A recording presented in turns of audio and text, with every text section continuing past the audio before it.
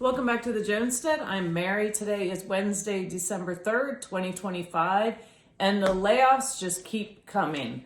The U.S. Labor Department slowdown intensified in November, and the payrolls processing firm ADP reported yesterday that private companies had cut 32,000 workers, and small businesses were hit the hardest. Larger businesses, which are comprised of 50 or more employees, reported a net gain of 90,000 employees, but smaller businesses, less than 50 employees, saw a decline of 120,000 employees. And these layoffs are because the cost of doing business is increasing every day. The biggest losses came in professional and business services. They saw a decline of 26,000 workers. Manufacturing lost 18,000. Information services, 20,000. Financial and construction both saw losses of 9,000 workers. And so while the layoffs were across a broad range of types of businesses, the backbone of the layoffs were the ones that were hit the hardest are the small businesses. So we're continuing to see a weakening jobs market and less stability for employees in the United States. And then I found this article. This was on MSN. And let's see here. It's titled, Layoffs Soar 140%. 7 warning signs point to a deepening U.S. economic crisis. And the article stated that layoffs are surging at a pace not seen since the 2009 recession, or economic crisis, as it says.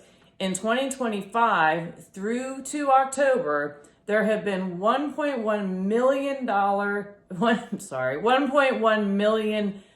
cuts in jobs, which is a 65% increase from last year. And I actually double checked that to make sure that that was accurate. So 1.1 million jobs were lost in 2025 through to October, which is just astounding. And this particular article highlighted 7 warning signs that need to be considered with our economy and showing weaknesses. And one is shipping and trade disruptions ripple through supply chains. Number 2, real estate markets face historic contraction. And number 3, housing sector struggles with rising inventory. 4, consumer spending weakens across service industries. 5, education and research face budget pressures. 6 is demographic disparities widen amid economic stress.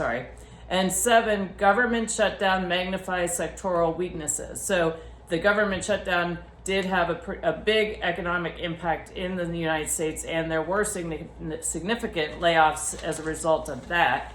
The smaller our government is, the better as far as I'm concerned.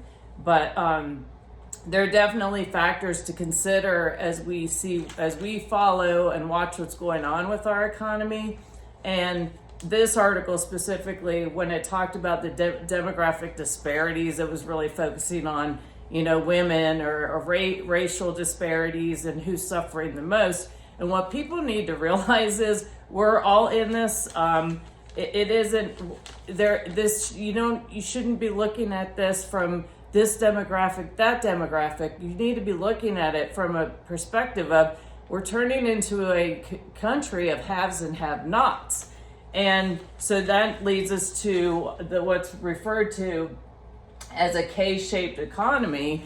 And the K-shaped economy meaning the wealthier continue, more wealthy become wealthier, and that number increases in that percentage.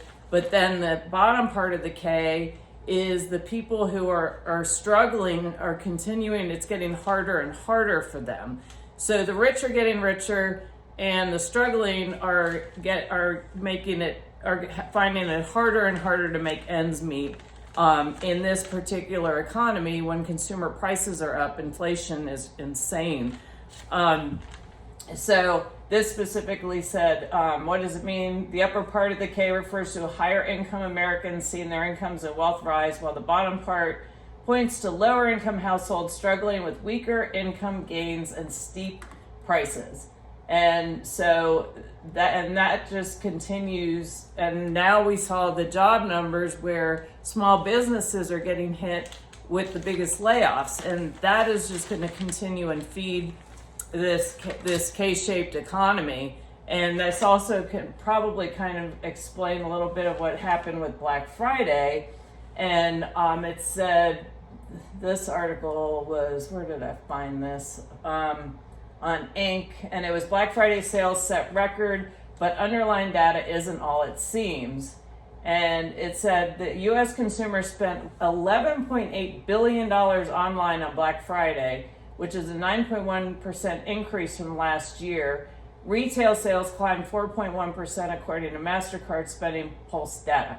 But at the same time, Salesforce reported that order volumes fell 1% year over year as average selling prices increased by 7%.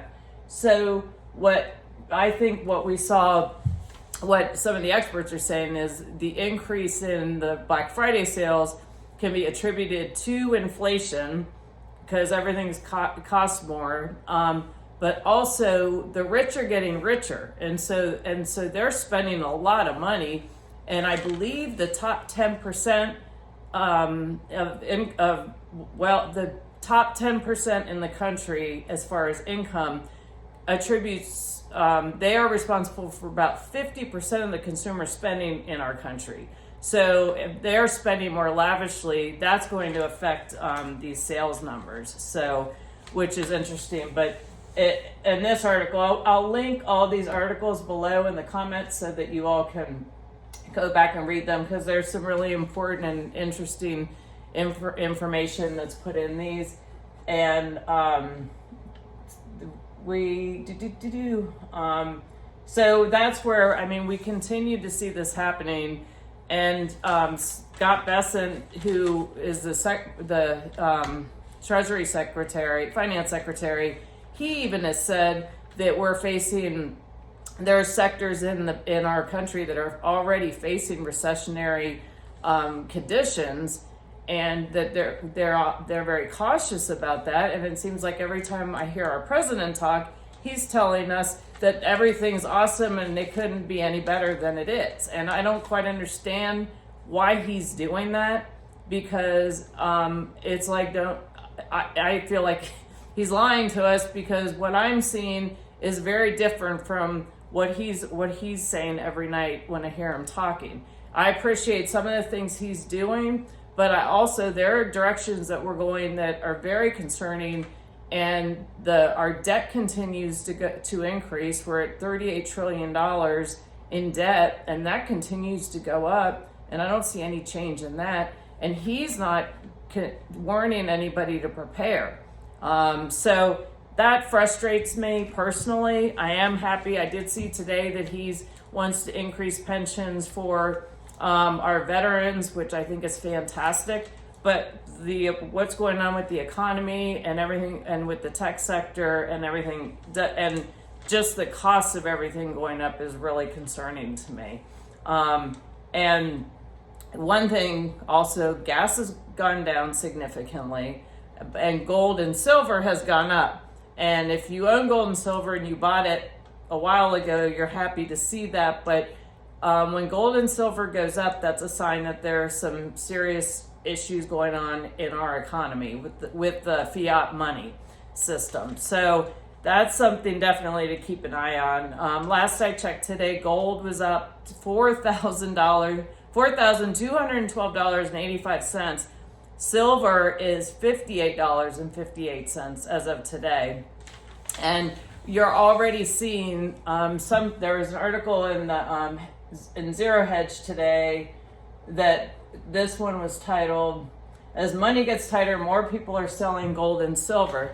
Now, there are two aspects to this. Some people are selling their gold and silver because they've run out of cash, and they've had these reserves, which is great. And that's why you hear people say, buy gold and silver so you have it to protect against inflation. and this is why. So, but the article talks about people needing to sell their gold and silver so that they can either pay their rent, pay for food, for basics. And then there are other people who invested in gold and silver, and for what's happening right now, because it's gone up so much, they're selling it to maybe pay off a car, get out of debt. That, which is great. So again, just pay close attention to what's going on in the economy. Make sure you're prepared best you can.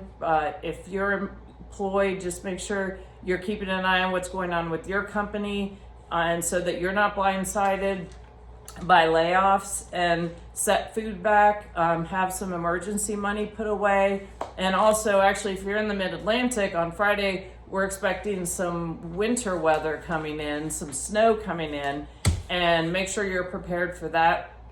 And I actually did a video talking about winter preps to keep in your car, and maybe put that in the link below also, because I feel like somebody needs to do a video on how to drive in the snow because I was watching some of the news reports from what was going on in Ohio, and people were just all over the roads. And so if you're driving in the snow, slow down and take it easy. You don't go faster. That's what happens in Virginia. People feel like they need to drive faster if it's snowing as opposed to slowing down. Then they all end up on the side of the road. But anyway, I hope you found this helpful. Thank you guys for watching. Please like and share and subscribe if you haven't already. And I look forward to talking to you all again soon. Have a great day.